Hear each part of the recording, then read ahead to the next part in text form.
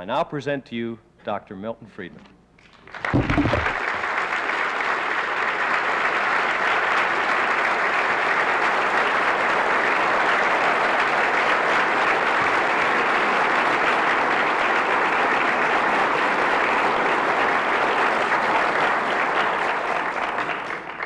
Thank you very much. The subject that was put out for tonight's talk is the subject of who protects the worker. If you were to have a Gallup poll go around and ask people that question, or if someone were to go around and ask people in this audience the question of who protects the worker, I strongly suspect that you would get 1 out of 3 possible answers. Some people would say, oh, of course, it's the unions that protect the worker. Some other people would tend to say, oh, no, it's more important the government that protects the worker. And I suspect most people would say, it's nobody who protects the worker. Now, all 3 answers are under some circumstances correct. But all 3 answers are misleading. They cannot really be the right answer. One obvious bit of evidence that they cannot be the right answer, that there's something missing from that sequence of 3 answers, is the history of the United States over the past 200 years.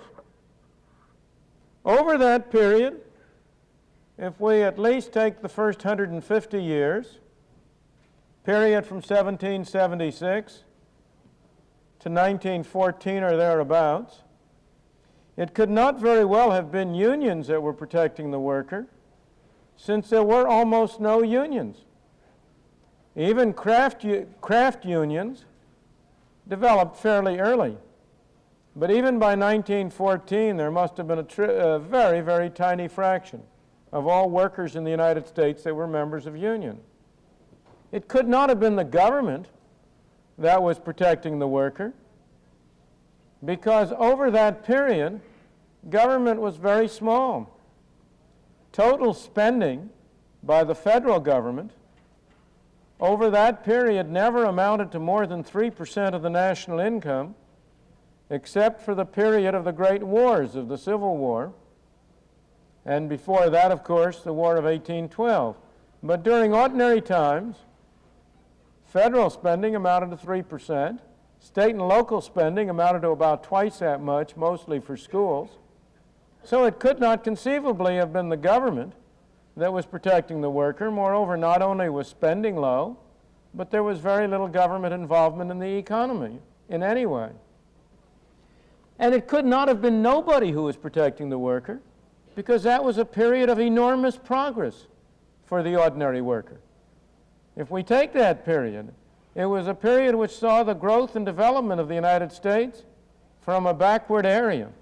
But even from the very beginning, Adam Smith, in his great book, The Wealth of Nations, published in 1776, remarks about the conditions in America, and he says that although America is at the time much less populous and much less wealthy than Great Britain, the worker in America is more expensive, because there were, at the time, as he argued, fewer workers relative to the demand for them.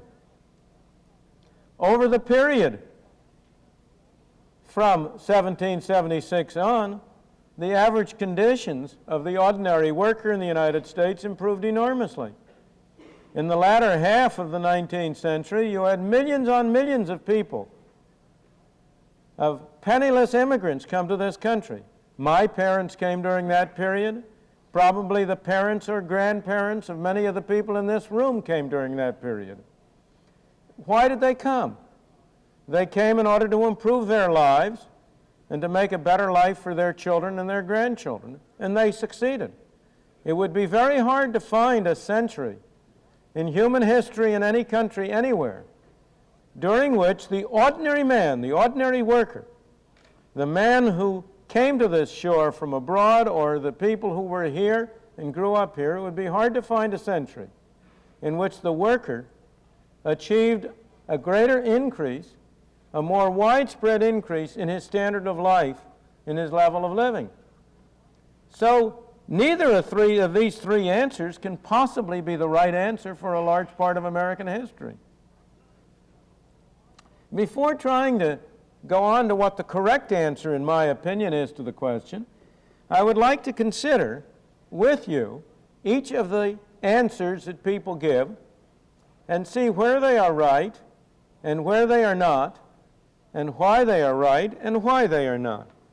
Let's start with the unions, because that gets the most publicity and the most attention and is the most misunderstood, in my opinion, of the three answers. Now, unions do protect some workers. Unions protect two classes of workers: those of their members who are employed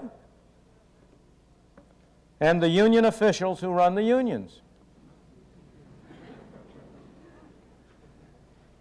But if you're going to look at this as a general answer, you have to recognize that only about 1/5 of all the workers in the United States are members of trade unions.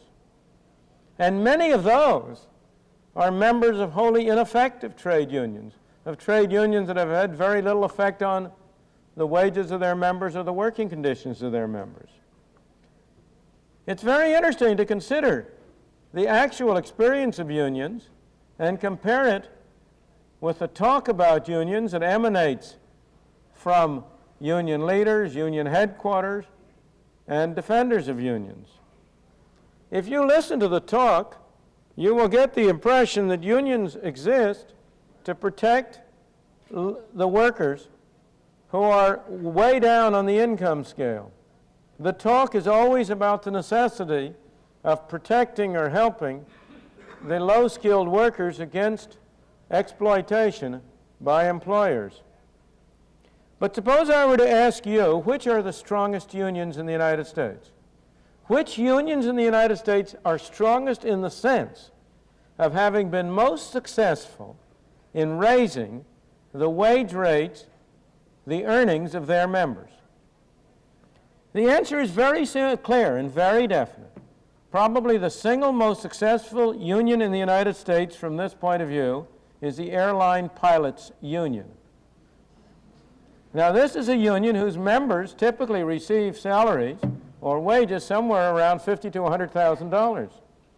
They are hardly the poor, deprived, exploited workers of union literature. They have been very successful because they have been able to have a very strongly organized union, and they have, for reasons which I will come to later, been in a position to limit entry into the union and into the occupation. In my opinion, the next strongest union in the United States is an organization that the people in this room will not regard as a union, but that's what it is. In my opinion, the next strongest union in the United States has been the American Medical Association.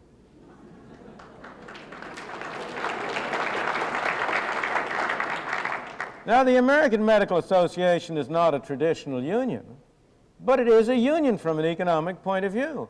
It is an organization of people pursuing a particular trade which has tried to control the practice of medicine in such a way as to improve the conditions of its members. If you ask a union leader, what is the function of a union? He will agree with you, and he will emphasize, and rightly, that the first and primary function of a union is to improve the working conditions of its members. Well, from this point of view, the American Medical Association has on the whole done very well. Again, let me emphasize, I do not mean in any way to be invidious. I am not criticizing the airline pilots. I am not criticizing the members of the American Medical Association. I am only trying to understand and analyze the situation. Adam Smith, in that great book on the wealth of nations, brought home to all of us that the way in which the world runs is mostly by people seeking to pursue their self-interest. And there's nothing wrong with that. That's the way in which we run. And he pointed out that in the right kind of a structure, in the right kind of a world, people, in pursuing their own self-interest, would also promote the general interest. So I'm not complaining or criticizing at the moment, but only analyzing. If there's any fault to be found, the fault is not to be found with the members of the pilots' union or the members of the AMA, but with the rest of us for letting them get away with it. Now, the third strongest groups of unions are undoubtedly the craft unions. The carpenters, the plumbers, the plasterers, and the like. And they, again, are a group that have always been extremely high paid, that have always been among the elite of the working community. And finally, as my fourth class, and this is a newly developing class, the strongest unions have, in recent years, in the past decade in particular, become the municipal unions. The unions who have played a considerable part in reducing New York City to its present state of bankruptcy. The garbage workers' unions, the school teachers' unions, all of the unions of municipal employees. Now, these municipal unions, of course, illustrate a very important general case that we will expand more. Why are they so strong? Because the people who arrange employment with them are not the people who pay their salaries. It's the taxpayers of New York who pay the salaries of the people, but it's the officials of New York City who make the deals with the unions. Now, that illustrates a general principle which has reached its most extreme form in Great Britain. Unions are much stronger in Great Britain than they are in the United States, and one of the major reasons they are stronger is because the government of Great Britain has nationalized a great many more industries, in particular coal mining, railroads, public utilities, telephones are all nationalized industries.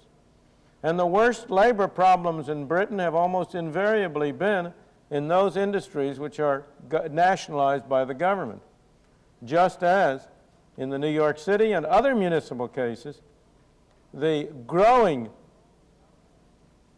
role of government has tended to expand the importance and the role of the unions. One of the strong unions in the United States, for the same reason, are the postal workers' unions. And so we go down the line. But the most important thing about all of these is that the strong unions tend to be among the high-paid workers. Now you have to ask yourself, are they high-paid because they are strong unions?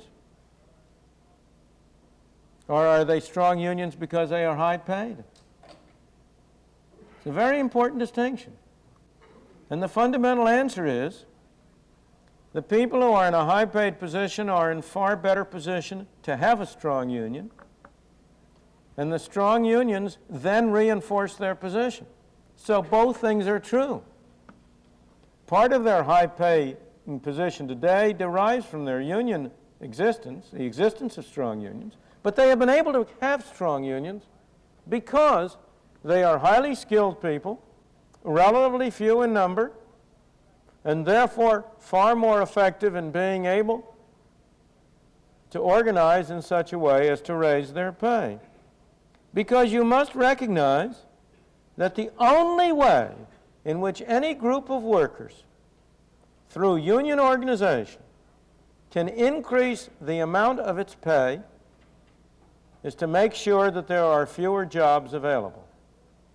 There is no way in which a union can simultaneously increase the number of jobs and the pay. The law of economics, the law of demand in economics is inescapable. You can't get out of it. Raise the price of anything, and fewer people will want to buy it. Make labor more expensive in any area. Make carpenters more expensive, the number of jobs available for carpenters will be less. Make physicians more expensive, the number of jobs available for physicians will be less. Make airline pilots more expensive, the number of jobs available for airline pilots will be fewer. As a result, the gains of the group of workers I've been talking about, or other union workers, are at the expense, the union workers gain at the expense of other workers. The only way, as I say, in which they can get a higher pay is by arranging things so that there end up being fewer jobs, and that means that other people who might be perfectly competent, who might be perfectly available for such jobs, are denied those jobs. As consumer, not only so the effect of the higher pay of unions is lower pay for all other workers. I once made the estimate, this was 20-odd years ago, but since there have been a number of studies that have confirmed this judgment, that on the average about 10 to 15% of the workers in this country had been able through union organization to raise the level of their pay by something like 10 to 15%. That this had been at the cost of a roughly 4% reduction in the wages earned by the other 85%. So the effect has been to raise the pay of high-paid workers and lower the pay of low-paid workers. And of course, as consumers, all workers pay for this, because the effect of this higher pay on the one hand and fewer jobs on the other is to make it more expensive to produce all consumer goods, to make the allocation of labor, the distribution of labor, less efficient, to mean that our standards of life of everybody is a little lower. Houses are more expensive for everybody. Union leaders, of course, talk about taking higher wages out of profits. And if I were to be talking to a group of union leaders, or if there are union people in this audience, they will reproach me by saying, why do you insist it comes at the other workers? Why can't it come out of those greedy, profit-seeking employers? Of course they're greedy and profit-seeking, so are we all. So are the workers. Do you know somebody in this world who is not greedy? Well, of course, I'm not greedy, but everybody else, that's different. But the point is that you cannot get something out of nothing. I'm sure you have all heard the old story about John D. Rockefeller, wealthy man very wealthy man, one of the wealthiest men in the country. And people would come up to him and tell him how inequitable it is that he should have so much money and other people should have less. And he would say to them, well, suppose we took all the wealth I have, would you like to have the share that would be available for you? And they'd say yes, and he'd take out a dime and give it to them. That was roughly the amount that would be available if you took his wealth and spread it all over all the people of the country. In the same way, suppose you just look at the numbers. Out of the total national income today, roughly 80% goes to the payment of employees directly or indirectly in the form of fringe benefits. That is, these are the statistics of the national income statisticians. And roughly 80% of the national income now goes for payment of workers. Of the remaining 20%, something over half of that goes for the payment of rents, rent on land, rent on property, and so on, or for the payment of interest on loans. Profits of corporations, they are the people who it's always supposed you can squeeze the money out of. Profits of corporations amount to less than 10% of the national income. That's profit before tax. If you take off the taxes they pay, profits after tax amount to something like 6% of the national income. Well, there isn't much leeway there to raise wages. And you can realize also that every time you go in and try to extract from that small amount to add to the amount received as wages, you are reducing the incentive for capital formation, which has been the major source of increased productivity. Why is it that the ordinary worker of the United States has been able to get an ever higher income until the last few years, when that potentially higher income has been extracted off and diverted down to Washington? But over 200 years, the worker was always able to get a higher income because people had an incentive to put up factories and machines and invest money and enable the worker to be more productive. So there is essentially no possibility. This is not something that's a question of ideology. It's a question of arithmetic. There just is no large sum which can be tapped by the so-called unions. Now the question is, what is the source of power of the strong unions? Where does it come from? Most people, in talking about how unions get their way, are inclined to focus their emphasis on strikes, which are very newsworthy, or on feather bedding, which is also very newsworthy, or on seniority rules or apprenticeship arrangements and the like. These are not the important things. The fundamental source of power of a union is power, however obtained, to force a higher wage rate. If somehow or other, and I'll come back in a moment to how they can do it, if somehow or other a union can put employers in the position where they cannot or will not offer less than a certain wage rate, they can make them offer a higher wage rate. That's the fundamental source of power. And all of these other devices we're talking about are ways in which you ration the limited number of jobs available at that high wage rate among the people who seek it. If you succeed in saying that no contractor is going to pay less than $8 an hour for a plumber or a carpenter, that reduces the number of jobs available. It also increases the number of people who would like to get that job. But now, let's suppose for a moment you can enforce that wage rate. Somehow or other, there has to be a device for deciding who shall get the job. That's the role of seniority arrangements. That's the role of apprenticeship arrangements. That's the role of feather bedding, to find a way to allocate and distribute the graving. It's also, I may say, the source of the kind of discriminatory policies that unions have followed. There has probably been few more important sources of racial discrimination in the United States or discrimination against minority groups than discrimination by skilled craft unions.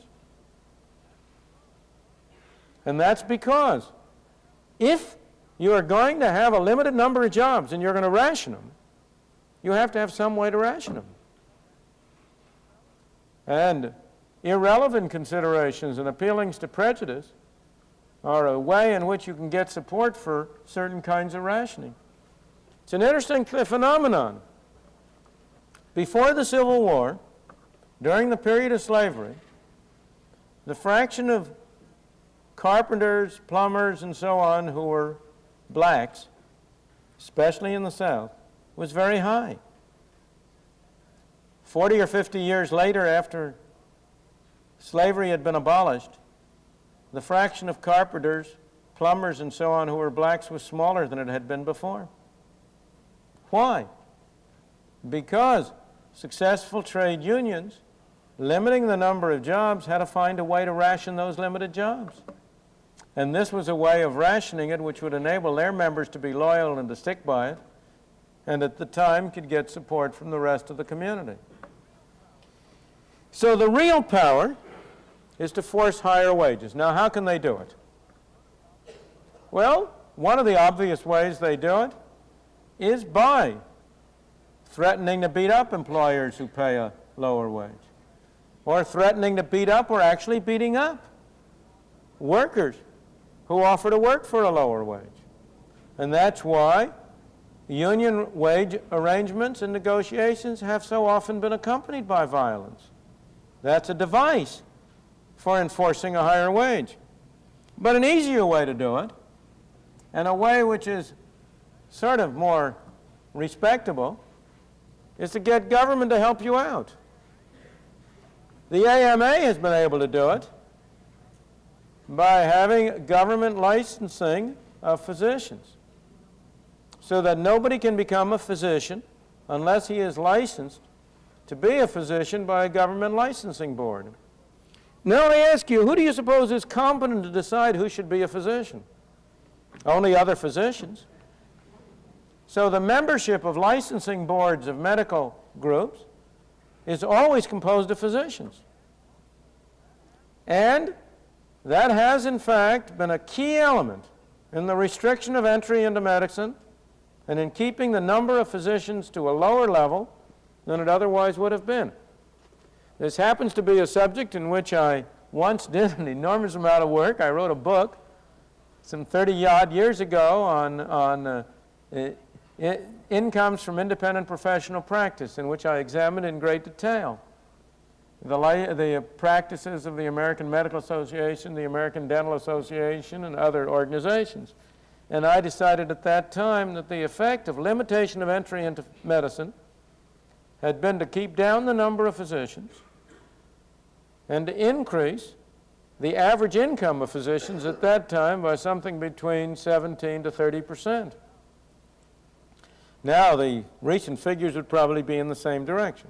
Of course, if you talk to physicians, they'll say, why, the reason we're in favor of licensing is in order to have a very high quality of medical practice.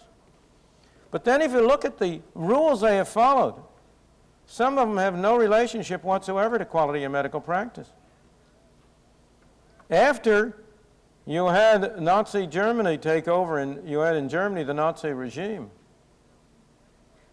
and there was an attempt by Jewish physicians and other groups, persecuted groups from Germany, to come in the United States, all of a sudden the Medical Association started to require that people be citizens of the United States in order to practice medicine, in order to be licensed.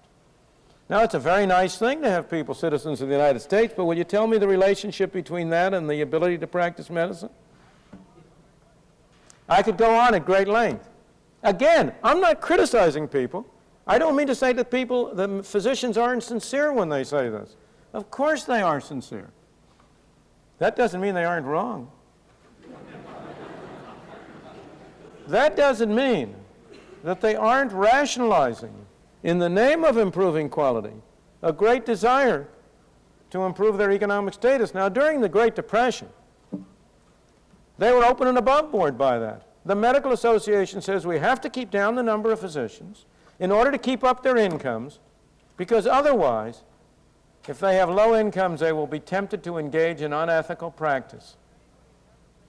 Now, if anybody has ever been able to establish any correlation between the level of income and the state of personal ethics, I would like to see that evidence. And so would you.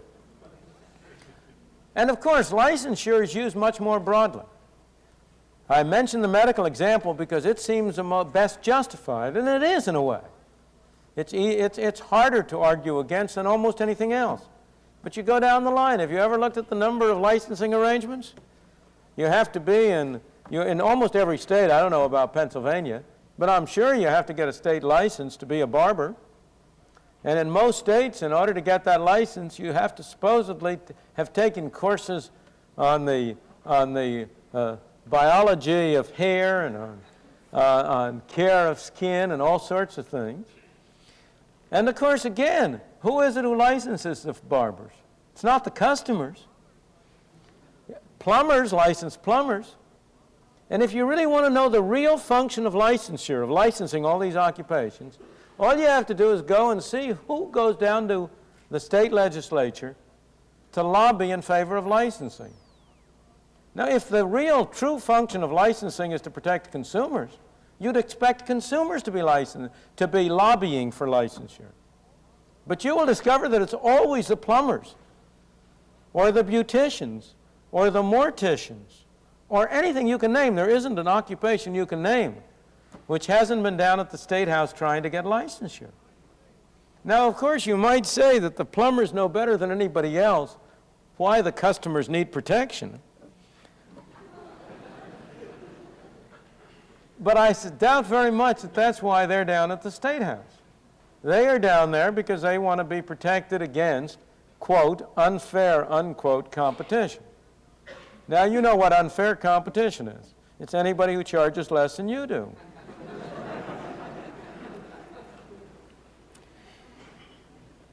So licensing by government has been a major way in which unions have been able to be strengthened. That's very important for the pilots union, it's very important for the medical union, it's important for many craft workers. A second set of governmental laws that have been greatly promoting union strength have been the Davis-Bacon-Walsh-Healy laws. Now these are laws under which any person who has a contract with the U.S. government, the Davis-Bacon has to do with construction, Walsh-Healy has to do with other kinds of activities.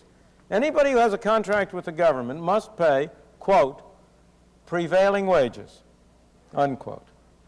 Prevailing wages are wages as determined by the Labor Department of the U.S. government, and by some strange chance, prevailing wages always turn out to be the highest union wages in a very wide area. And the result of this has been that, in effect, the government enters in as a partner to enforce trade union wage restrictions, and in this way to enforce a restriction in the number of jobs available. Another governmental measure is minimum wage laws. You'll notice that the people who are currently lobbying in Washington for higher minimum wages are not low-income workers. It's the AFL-CIO and the other high-income unions, unions whose members all receive much higher income than the minimum wage. Now, of course, they say that the reason they're lobbying for a rise in minimum wage is to protect the poor workers at the bottom and keep them from being squeezed. But, of course, that's talk. The fact is that they want a rise in minimum wage to protect themselves from the competition of other workers. The minimum wage rate has the effect of denying jobs to people. It has the effect of reducing the opportunities available. The reason we have such enormously high unemployment rate among teenagers, and particularly black teenagers, is because it is illegal to hire anybody whose skills are not sufficient to be worth the minimum wage rate. The minimum wage law is a law requiring employers to discriminate against low-skilled people. That's not the way anybody will describe it, but that is in fact what it is. Here's a person who has low skills. He's only worth $2 an hour, and he'd be delighted to work for $2 an hour because that's the only way he's going to acquire better skills and enable himself to get prepared for a better job.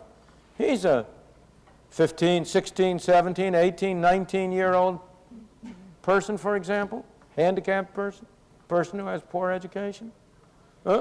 Illegal for you to hire him unless you're willing to give him charity, because you can only hire him if you pay him $2.35. It's always been a mystery to me why a young man is better off unemployed at $2.35 an hour than employed at $2 an hour. Can you explain that to me? Ask Mr. Meany, he'll explain it to you. Finally, a major factor strengthening unions, a factor which is changing, is the general attitude of the public, which has been willing to tolerate in this area behavior which it would not tolerate elsewhere. If in the course of a labor dispute somebody's car is overturned, it's very likely, very highly unlikely, that anybody's going to go to jail or get punished or have to pay for that. If you or I go down the street and smash in windows of cars or turn them over, we'll get put in jail and we'll have to compensate the victims. But if this happens in the course of a labor dispute, much less likely to happen, and that's because the public at large has felt that somehow that was a noble activity and should be protected. As I say, I believe that position is changing. Now, a final source of power has sometimes been collusion between the unions on the one hand and the employers on the other to monopolize not labor, but the product. We have antitrust laws in this country which make it illegal for people to get together, for employers to get together on price-fixing agreements. And some unions have been strong by offering, in effect, their services to employers as a way to hold up prices and fix them in a way that is legal and gets around the Antitrust Act. The most important historical case of that was back in the 1930s when John L. Lewis used his coal miners' union as a way to enforce, with the aid and consent and agreement of the coal miners, a high price on coal. He was perfectly willing to see the number of members of his union go down, and in return to compensate those who remained by sharing with the employers the returns from monopolizing the coal industry.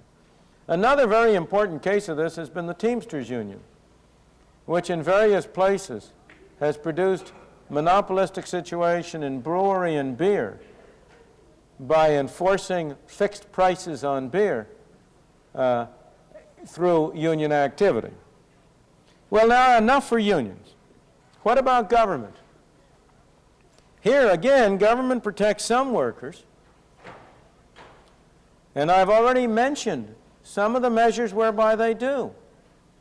All of these measures which strengthen unions, such as the Walsh-Healy-Davis-Bacon Act, such as licensing, such as minimum wage laws, are all governmental measures which do protect some workers by strengthening the unions. Again, the high-paid workers, not the low-paid ones. In addition, the government also protects government workers. You know, it's interesting to consider. Let me ask you, what do you suppose is the richest county in the United States? What do you suppose is a county that has the highest per capita income?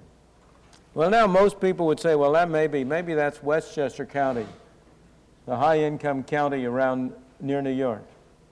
Or maybe that's DuPage County north of Chicago, where the wealthy people live around Chicago. Or maybe it's one of the counties in Connecticut, the bedroom community for the executives of New York. All of those are high-wage counties, but that isn't the highest county in the country. The highest income county in the country is a county in Virginia adjacent to the District of Columbia, which is a bedroom community for government employees. That's the highest income county in the country. There was an article in the Wall Street Journal just within the last week from which I cannot resist quoting something. Said the Wall Street Journal in its article about the federal civil service, as the civil service regulations have ballooned to fill 21 volumes some 5 feet thick, government managers have found it increasingly difficult to fire employees. At the same time, promotions and merit increases have become almost automatic. The result is a bureaucracy nearly devoid of incentive and largely beyond anyone's control.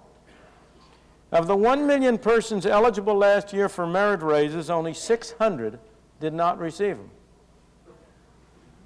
Now, I have no reason to suppose that a lot of those million workers didn't deserve merit increases.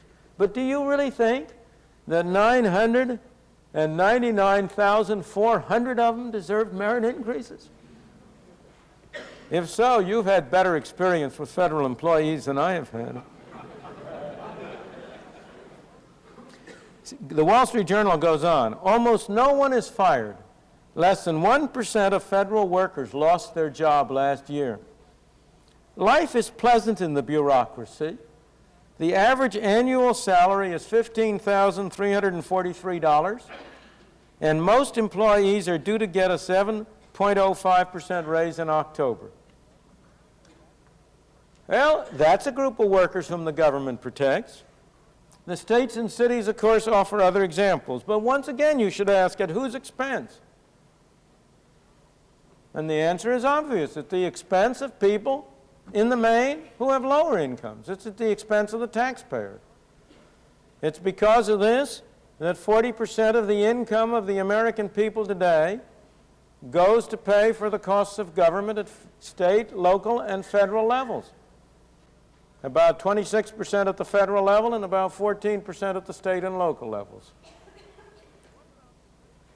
What about the much bruited and the much noted and numerous laws that range from workmen's compensation to child labor, minimum wages, fair employment practices commissions, affirmative action, hour and wage laws, OSHO, And you pick out any other 4 letters from the alphabet and you'll have another one. Now, some of these measures have had some effect, and sometimes they've had a favorable effect on workers. But most of the favorable ones, for example, workmen's compensation laws, child labor laws, have been an embodiment into law of practices that have already become widespread before they became law. And most of them have simply extended to certain fringe areas, practices that had already developed independently. Most of the rest of these measures benefit bureaucrats at the expense of the rest of us, rather than benefiting the workers. The OSHA has a very large bureaucracy, and an increasing one. But it hasn't been very effective in improving the lot of workers, and so on down the line. Now, what about the third answer? That nobody protects the workers. Again, that's true for some workers. But who? There are 2 classes of workers who are not protected by anybody. They are those workers who have effectively only one possible employer. And second, they are those workers who have no possible employers. Who are those with only one possible employer? Well, obviously that applies to all the workers in a country like Russia or China or Cuba. If you have a totalitarian government in which a totalitarian country in which the government is the only employer, then there is nobody who protects the worker. He's at the complete mercy of that government. And the result has been perfectly clear. The ordinary worker in these totalitarian countries is very badly off. His level of living is low. His conditions of work are poor. His freedom is limited. Some of the bosses in those countries do very well. The people in charge, the Politburo, the people at the top in the bureaucracy, some of them do extremely well. But the ordinary worker has nobody to protect him. In our own society, it's very interesting. Again, you have a paradox, like the union paradox. The people who have only one employer, possible employer, tend to be very high-paid people. The classical example that we always used to give in our economic courses was Babe Ruth. Babe Ruth, the great home run king, was, as you know, the most popular and the most widely known baseball player of his time. It so happened that the Yankees had the largest stadium of any of the baseball clubs at that time. And so they were the only people who, for whom Babe Ruth could work and really get the full value of his work. Because he could fill the Yankee Stadium, and he could also fill any of the other stadiums. But the Yankees had a great advantage over any other team in hiring him because they had the biggest stadium. As a result, he really only had one potential employer in the sense that the next best was way down. That doesn't mean he didn't do very well, but it meant that nobody was protecting him except himself. He was protecting himself through his skills, but it was a matter of bargaining with the employer. In the same way today, until recently, when you had a considerable degree of unionization in the professional athletes, the baseball, football players had only one potential employer because the employers had arranged to get an exception through the law, whereby you had essentially a slave contract with a baseball or a football player. Once he was signed up with one company, he couldn't freely negotiate to go and play with another team. And as a result, he had very little protection. Similarly, if I have a highly skilled man whose skills are so great that only one company can use him, he has other possibilities, but they're at a much lower level. Nobody protects him. Who are the people in our society who have no possible employer? In our society, most of the people who have no possible employer are the result of governmental measures. The minimum wages have been the most important factor that have created a large class of people who have no possible employer. And the adverse effects of the minimum wages have been greatly exacerbated by the poor education which is provided by the government. We start out with having governmental schools in Harlem that are terrible, that for a variety of reasons provide lousy education. So we end up with people and dropouts from schools and kids coming out from school who have no skills. And then we say to them, and we say to employers, you can't remedy our defects by hiring these people and teaching them, because we won't let you hire them unless you're willing to pay them more than they're worth. So the effect of the double whammy of poor governmental educational arrangements on the one hand and a minimum wage on the other is to create a class of people who have essentially, in fact, no possible employer. Now let me turn. I believe that what I've just said about the case in which nobody protects people shows the way to the right answer. Who protects the worker? Workers are protected by employers, not by his own employer, because a man who has only one possible employer has no protection. The employers who protect a worker are the people who would like to hire him, but for whom he doesn't work. The real protection that a worker gets is the existence of more than one possible employer. That's what gives him freedom. That's what enables him to get the full value of his services. It's competition. It's a free market in which you have a diversity of sources of employment, which provides the effective protection to the worker. This is a very general feature of the free market, which applies in every area and in every direction. A worker is protected from exploitation by his own employer by the existence of alternative people for whom he can go to work. The employer is protected from exploitation by his employee by the existence of alternative people he can hire. Again, if I as an employer had only one man who could do the job I needed to have done, I'd be at his mercy. He could take every penny, up to the point where I went out of business. What protects, if I'm an employer, what it protects me is that there's more than one person I can hire. The consumer, in his capacity as a purchaser of goods and services, he's protected by the existence of alternative sellers. Why do we have lousy postal service? Because there's only one place you can buy it. Why do we have terrible schools? Of course there are some good schools. Here's an example of a good auditorium. I don't know that it's a good school. It's a marvelous auditorium. I suppose it was paid for by the people who use it. Was it? Who paid for it? Did the people who pay for it have a choice? Well, you can answer those questions yourself. They're too obvious for me to spend any time on.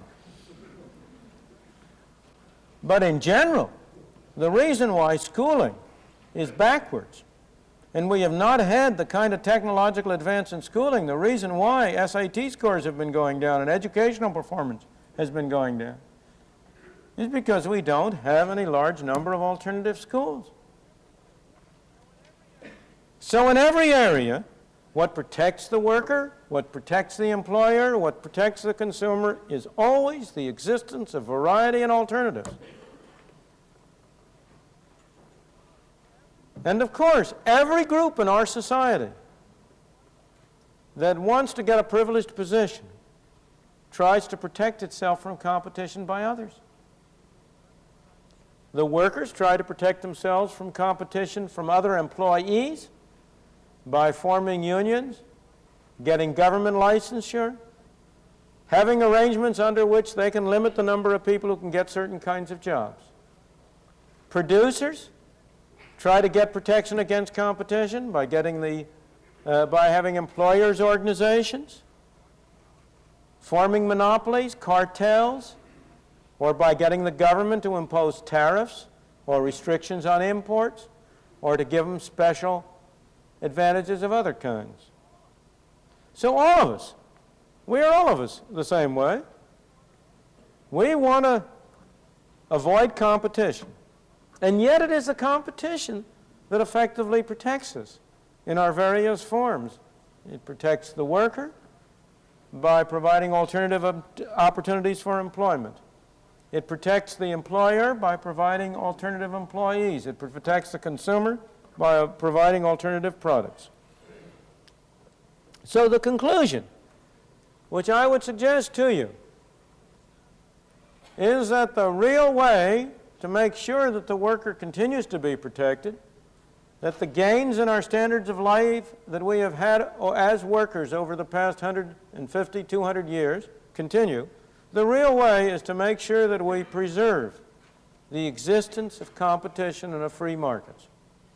Unions can and do serve many useful purposes, but they also can do great harm if they interfere with competition and freedom of markets. The same is true of organizations of employers. Employers' associations can and do serve many useful purposes, provided there is free entry. In all cases, we must try to preserve freedom for alternatives. Try to preserve the freedom of workers to join or not to join a union. The freedom of employers to contract with a union or not to contract with a union. And to keep the government neutral in this business. Let the government attend to the things it ought to be attending to and not get involved in establishing positions of privilege, either for workers on the one hand or for employers on the other. Thank you.